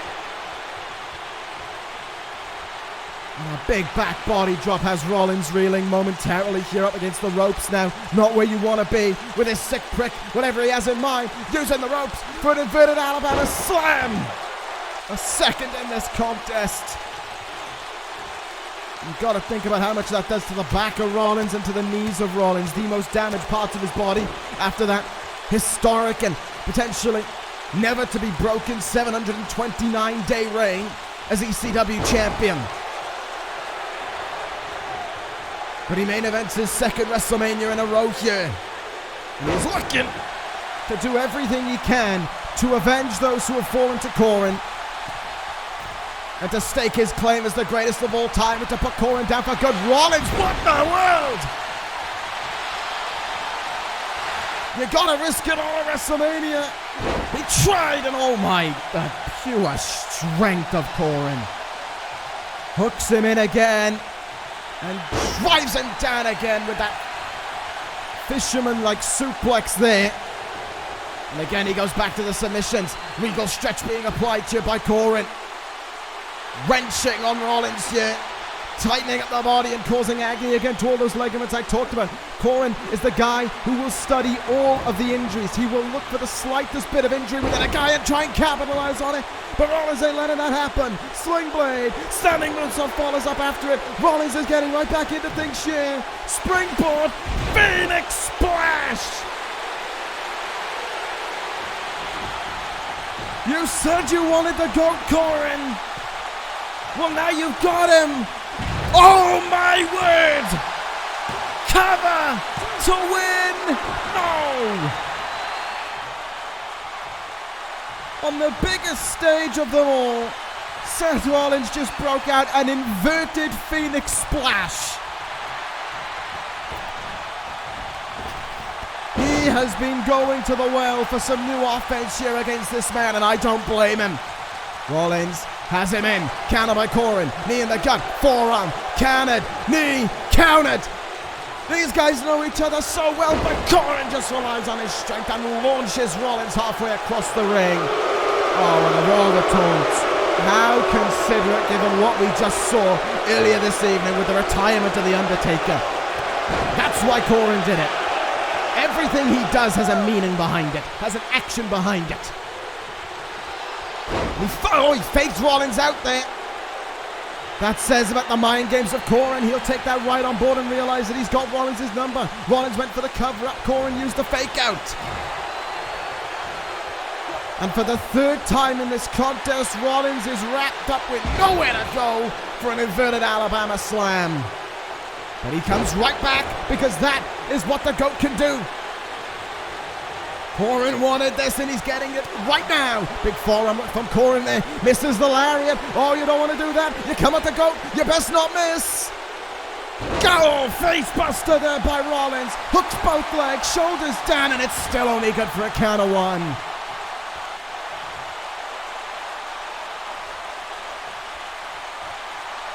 This crowd is absolutely electric for this contest, and I do not blame them one bit. It was already looking like it was a match we would never forget, but with everything that has transpired on the way into this thing, it has just added to it. The elimination in the Royal Rumble by Corin, the heinous assault on Diamond Dallas Page, the return of the iconic look of Seth Rollins that led him to so much greatness throughout his reign. It all just suits the moment. It all just makes it feel like it's WrestleMania. Springboard DDT. Corin rolls to the outside, but there's Rollins with a suicide dive. You don't get out of Rollins' path that easy, and that is the point there of the referee letting this thing go. He's not even going to try and make a count in this thing. There are no added rules to this, but the referee is just being told, be as lenient as you can. Accept that they're going to bend the rules. And he is letting it go as much as possible. Corin sent into the ring post there with a heavy thud. Rollins on the apron, eyeing it up, splashing down onto Corin's back there. Corin trying to reach for the ropes, but they just aren't there. Remember, Corin said he's going to do this alone. No Clockwork Project, no backup. As was agreed, and look at that. There is blood on the face of Corin. He is bleeding in this one, and thrown across the ring again is Rollins. There is the open wound that must have been sustained from going into that ring post. Oh my goodness. Corin's trying to end things already. Looking for the clock strikes 12. Rollins tells him not a chance. Counters with double elbows. Goes behind. German suplex. He hangs on. Does this look familiar? Rainmaker! From Corin's greatest rival. But it doesn't put away the man himself. Both these men have shared the ring with Kazuchika Okada. Both have a memory with the Rainmaker himself. And Rollins breaking out the finishing move of the man who gave him perhaps the greatest match in wrestling history. And certainly one of the most personal rivalries in WWE history. However, this feels as if it's on another level. This feels like it belongs in the main event of WrestleMania. Rollins, schoolboy, floats through, power bomb, buckle bomb! Go down another level! Architect's annihilation! To beat him at WrestleMania! No!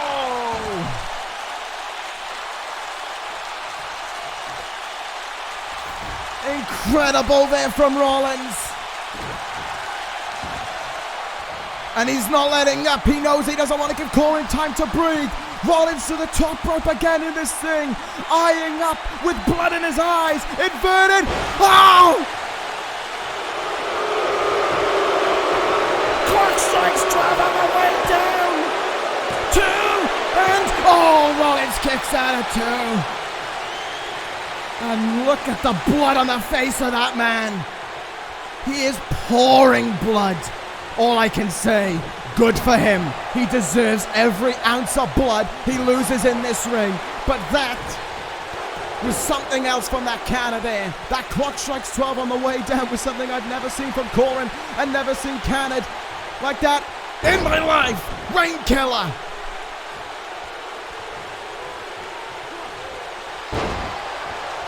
And there is vengeance and fury now in the eyes of Corin, in the bloodied eyes of Corin. Rollins kicked out of the clock strikes 12, and Corin doesn't like that one bit. He is on the warpath now, and Rollins doesn't have a response for it. This is where he becomes dangerous. This is where, as I talked about in the build-up to this match, where families watch their loved ones being damaged, and wrestlers feel as if they're at death's door almost. This is where you feel for your life. When he gets in control like this, when he snaps at you like this. I've asked guys like Kazuchika Okada, what does it feel like? And oh my! And they say there is nothing like it. The pain is unbearable. The damage that you take, you can feel your bones snapping inside of you. You can feel every inch of pain. And there's nothing you can do about it. Corin, double, underdog, brainbuster! If Rollins wants to stop Corin winning at WrestleMania, he needs to do something right now!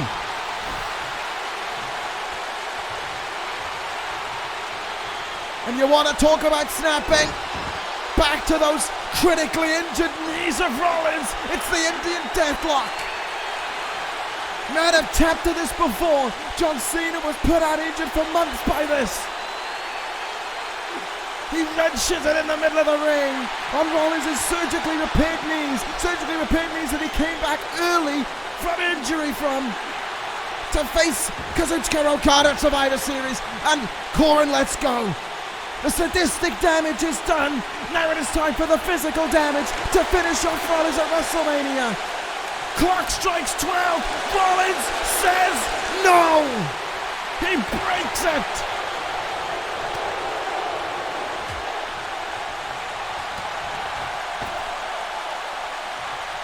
He continues to fight on out of it. No matter what Corin tries. Neck breaker. Come on, Goat.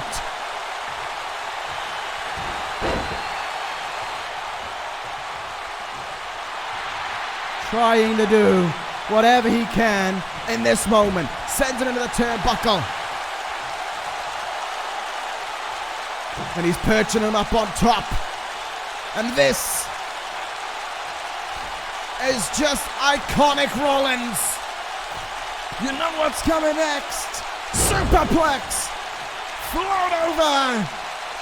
Falcon arrow. Hook of the leg on the bigger stage. Corin kicks out at 2. And these guys are pouring blood now. But Rollins is ready to end it. Curb stomp. Down on the mountain of Corin. The God stomp rain down. But he kicks out at 2.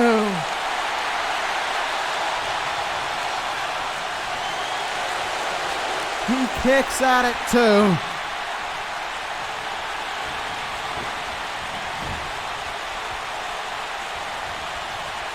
Rollins, though, has a look in his eyes.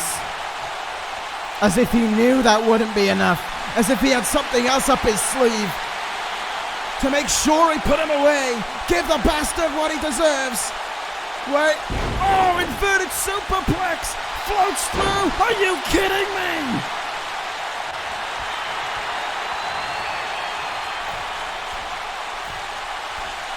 This is why he's the GOAT. Corkscrew moonsault. Do it for everyone. Do it for Okada. Do it for Diamond Dallas Page. Do it for Tyler Bate. Do it for ECW. And do it for yourself, Seth Rollins. Buckle bomb to Corin. The world is watching you. Tyler Driver to the man who took Corin out of NXT. From the man who looks to take Corin out of the WWE. Architect's annihilation. One move ends it. The GOAT reigns again. Curb stomp. 1, 2, 3.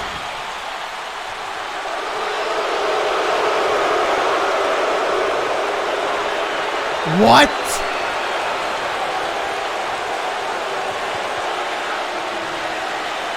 There's no way. There is no way. This whole place is in shock. Rollins is in shock too, and he's got to capitalize. He's got to act. Through the, oh my God!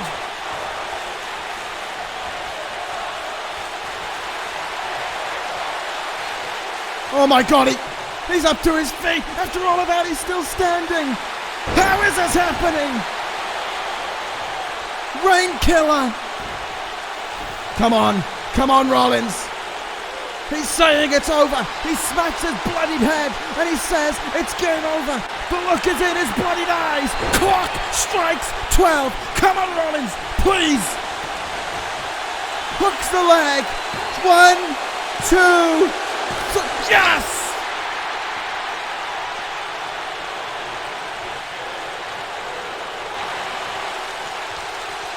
He kicks out. And both men have blood pouring down their body. And Corin is pacing himself around Rollins and asking, what the hell do I do now?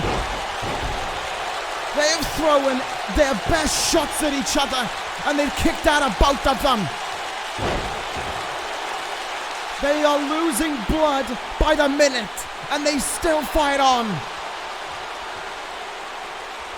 Rollins threw his best shot at Corin twice, it feels like, and he kicked out of both of them. Stomping away now is Corin. Rollins, though, he's up to his feet because the fight never fades. It's Seth Rollins. He's swinging wildly, the blood covering his eyes. But the heart's still pounding on. Oh no, again. Oh! Fourth time in this contest. That sickening of early Alabama slam rains down on Rollins. In case you needed any indication of how personal this bout is, look at the blood that they have spilt. Look at the moves that they have hit. And look at how they are still fighting each other. Superplex from Corin. He just wants to put away Rollins now. He's hurting him. Rollins tried to fight back, but his fight faded. And now it goes back to what we said previously about Corin. He's going to risk it all. Not often he goes up there, but when he does, he breaks out something big. Double knees, no one home. Come on, Seth. Float over. Beautiful. A beautiful float over DDT. Corin rolls to the outside. He is groggy. He's doing everything he can to get to his feet. But there is a second look. It's Seth Rollins. Suicide dive. For the architect of ECW. Oh, right in the gut. Come on, Seth. He is standing over Corin. And there is something in his head. As if there is something that he wants to do. Wait a minute. Oh, sent him into the steps now. Rollins calls out to this WrestleMania crowd and they call back to him. Rollins has something up his sleeve. What's he doing here? Well, under the ring, Corin's still down and... oh my God! He has thrown the barricade away! He has exposed the concrete floor here at Raymond James Stadium!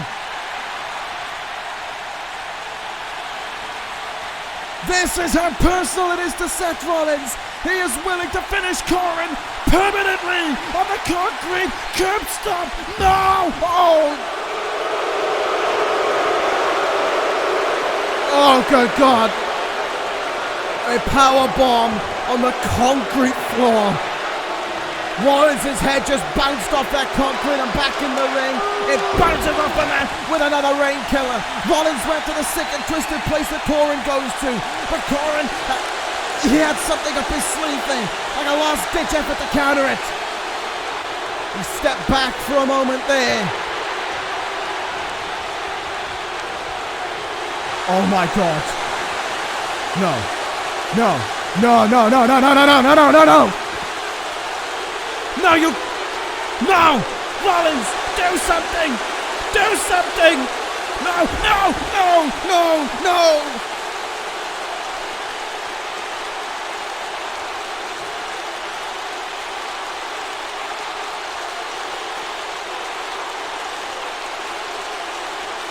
No, no, no, no.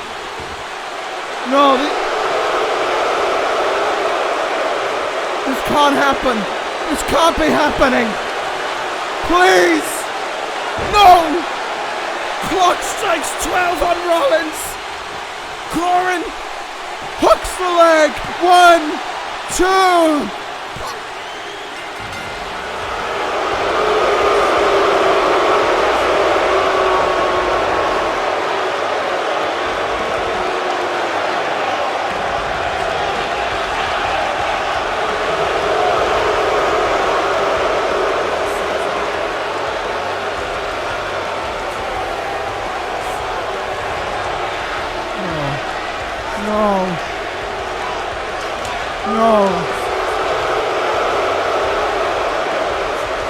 I can't believe it.